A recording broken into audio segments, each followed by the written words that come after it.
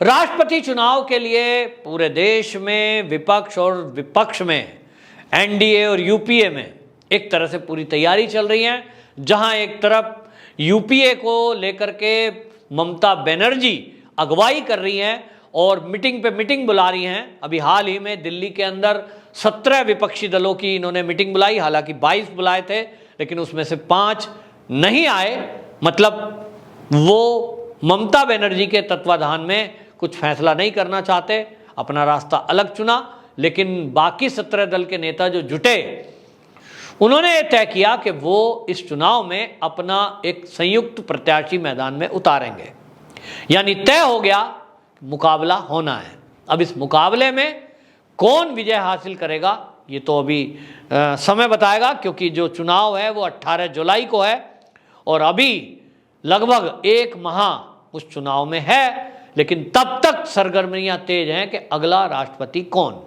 तो वहीं आपको बताएं, एनडीए की तरफ से बाकायदा इसको लेकर के केंद्रीय मंत्री जो जल मंत्री हैं गजेंद्र सिंह शेखावत, उनकी अध्यक्षता में एक कमेटी बना दी गई है और उस कमेटी का काम है कि इस चुनाव के पहले वो पक्ष विपक्ष सभी लोगों से मिले और जितना वोट प्रतिशत यहाँ जीत के लिए चाहिए उसके लिए लोगों को तैयार करे।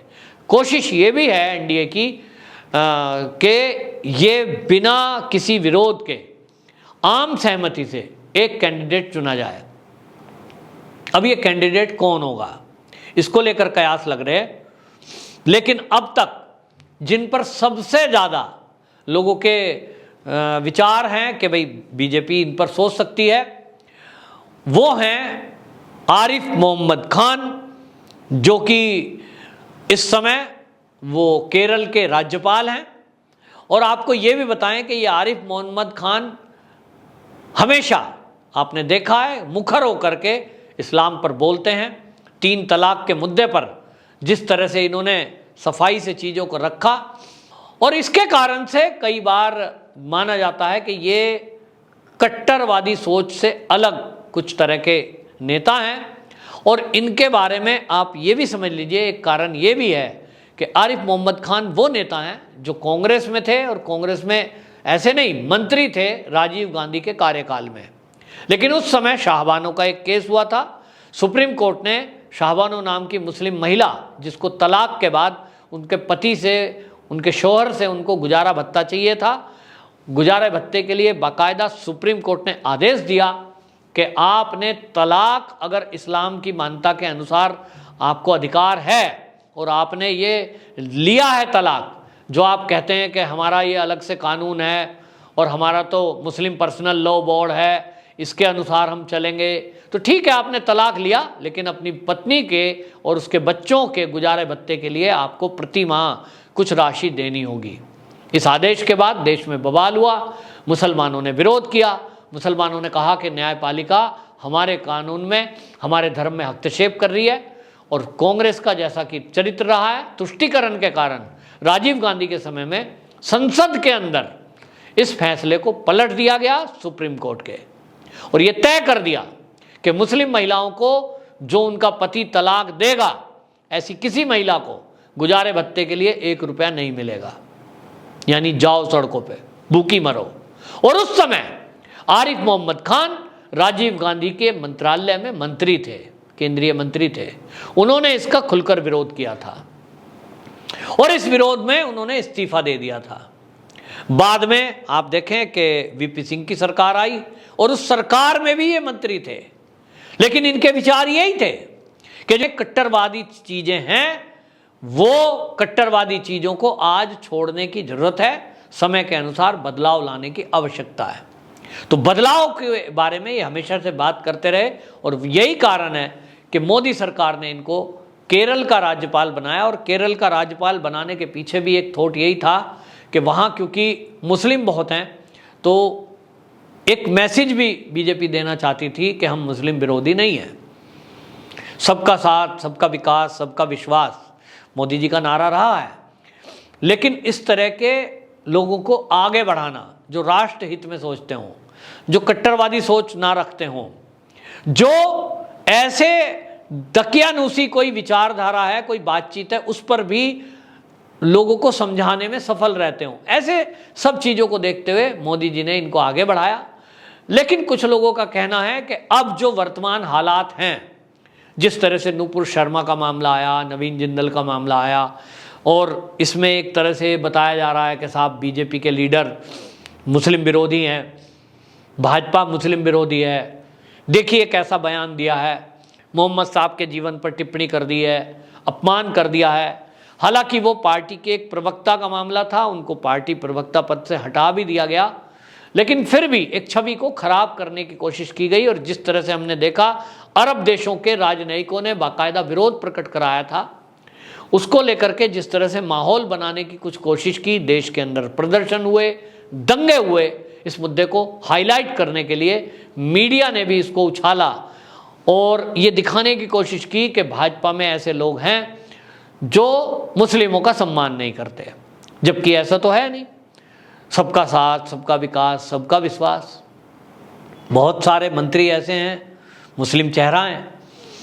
और मोदी जी की अगर योजनाओं की बात करेंगे तो मोदी जी की योजनाओं में आप देखेंगे कि चाहे वो मकान दिया है, चाहे वो उज्ज्वला गैस दी है, फिर चाहे सम्मान निधि दी हो, चाहे वैक्सीन दी हो, चाहे फ्री इलाज हो, फिर चाहे बीमा हो, पक्षपात तो किया नहीं गया, किसी के साथ पक्षपात नहीं किया गया। मुस्लिमों को जैसी सुविधा दी वैसी जैसी हिंदुओं को दी है। तो ये आरोप लगाने वाले ये कोशिश तो करते हैं, लेकिन मोदी जी को बदनाम नहीं कर पाए। लेकिन अब लग रहा है कि जिस तरह से आरिफ मोहम्मद खान का नाम सामने आ रहा है, क्योंकि जितने राज्यपाल देश के अंदर हैं इस समय, उसमें मुस्लिम चेहरा एक तो वही है जो मुखर होकर के बोलते हैं, तो इसलिए उनके नाम पे चर्चा एनडीए में चल रही है। दूसरा चेहरा, दूसरा नाम वो है झारखंड की पूर्व राज्यपाल द्रौपदी मुर्मू। द्रौपदी मुर्मू जो है ये आदिवासी चेहरा है, महिला भी है, इंटेलिजेंट है, पढ़ी लिखी है। तो लोग कह रहे हैं कि इस बार, क्योंकि अगले कुछ दिनों में कुछ राज्यों में चुनाव आने हैं, जिसमें गुजरात, छत्तीसगढ़, मध्य प्रदेश, यहाँ आदिवासी एरिया है, और मोदी जिस तरह से चौंकाने का अपना एक रखते हैं कि हमेशा अपने फैसलों से चौंकाते हैं, तो ऐसा माना जा रहा है कि ये क्योंकि पूर्व राज्यपाल रही हैं, पढ़ी लिखी हैं और एक आदिवासी चेहरा है, इनका नाम भी आगे रेस में चल रहा है। ये तो हुआ एनडीए की बात, लेकिन अब बात यह है कि फाइनल क्या होगा। तो मेरे सूत्र जो हैं, हालांकि मैंने जैसे कहा मोदी जी हमेशा अपने फैसलों से चौंकाते हैं, लेकिन मेरा जो आकलन है, समय के वातावरण को देखते हुए, हालातों को देखते हुए, और अगला 2024 का चुनाव जिसमें भारतीय जनता पार्टी को मुस्लिम वोट की ज्यादा जरूरत है। अभी उत्तर प्रदेश के चुनाव में जो आंकड़े सामने आए हैं, 7% मुसलमानों ने भारतीय जनता पार्टी के लिए वोट किया है, जिसमें बड़ी संख्या में मुस्लिम महिला हैं। तो ऐसा माना जा रहा है कि अगले कुछ दिनों में मोदी सरकार, जहां एक तरफ जनसंख्या नियंत्रण कानून और समान नागरिक संहिता, ये दोनों कानून लाने की विचार कर रही है। ये दोनों एक तरह से देखेंगे डायरेक्ट इनडायरेक्ट, ये देश के हित में भी है, लेकिन मुस्लिम महिलाओं से जुड़ा हुआ है। जब जनसंख्या ज्यादा होती है, घर में 10 बच्चे जन्मने पड़ते हो, किसी महिला को अगर बच्चा जन्मना पड़ता है तो कहते हैं कि उस मां का दूसरा जन्म होता है। और इसलिए कौन चाहेगा कि वो एक बच्चा संभाले कि 10? निश्चित रूप से 1 या 2 बच्चों को कोई भी मां, कोई भी स्त्री आराम से परवरिश कर सकती है। तो महिलाओं से जुड़ा मुद्दा है, उनको लाभ मिलेगा, राहत मिलेगी। दूसरी तरफ जनसंख्या नियंत्रण कानून के अलावा जो कॉमन सिविल कोड है, उसमें यह कहा गया है कि सबकी विवाह की उम्र 1 हो। तो अभी के अनुसार तो 9 साल की बच्ची से विवाह कर सकते हैं, लेकिन जब समान नागरिक संहिता लागू होगी तो सबकी आयु 18 वर्ष या तो 21 वर्ष, अब 21 कर दी गई है, 21 होगी, सबकी बराबर। वैज्ञानिक कहते हैं महिलाओं का शरीर, लड़कियों का शरीर विवाह के लिए 21 साल में तैयार होता है, तो उससे कम में कोई अपनी लड़की क्यों दे। तो ये जुड़ा हुआ महिलाओं से है, और ये माना जा रहा है कि ये दोनों मुद्दे जब आएंगे तो आरिफ मोहम्मद खान जैसे लोगों की जरूरत पड़ेगी जो इस मुद्दे पर देश और समाज में डिबेट करा सकें, अच्छे से समझा सकें। और इसीलिए माना जा रहा है कि प्रबल दावेदारी मेरे आकलन के अनुसार आरिफ मोहम्मद खान की होगी। और आने वाले दिनों में 2024 में लोकसभा का चुनाव है, मोदी जी के फेस पर ही एक बार चुनाव लड़ा जाना है। ऐसे में मुस्लिम वोटर जरूर सरकार बनाने में एक अहम भूमिका निभाएंगे। तो आरिफ मोहम्मद खान एक बढ़िया चेहरा हो सकते हैं। और मेरा व्यक्तिगत विचार है कि मैं मानता हूं कि आरिफ मोहम्मद खान उसके लिए बहुत उपयुक्त भी हैं। ऐसा व्यक्ति जो वक्ता भी प्रखर हो, ऐसे व्यक्ति का आगे राष्ट्रपति बनना देश और दुनिया में भारत की छवि को अच्छा करेगा निश्चित रूप से। क्योंकि आरिफ मोहम्मद खान, मैंने जितनी बार उनको बोलते सुना है, वो जब भी बोलते हैं उत्तम बोलते हैं, देश हित में बोलते हैं, समाज हित में बोलते हैं। सबसे बड़ी बात यह है, बाकी राष्ट्रपति कई रहे हैं, उनको हमने बोलते कम सुना है या तो वो बोलते ही नहीं। तो देश और समाज के मुद्दों पर प्रखर होकर के एक अच्छा वक्ता अपनी बात को अच्छे से रख सकता है। ये मेरा व्यक्तिगत विचार है। और इसलिए एक व्यक्तिगत मेरा सुझाव है बीजेपी को भी कि आप आरिफ मोहम्मद खान के नाम पर विचार करेंगे तो वो भविष्य के लिए, देश के लिए भी अच्छा रहेगा।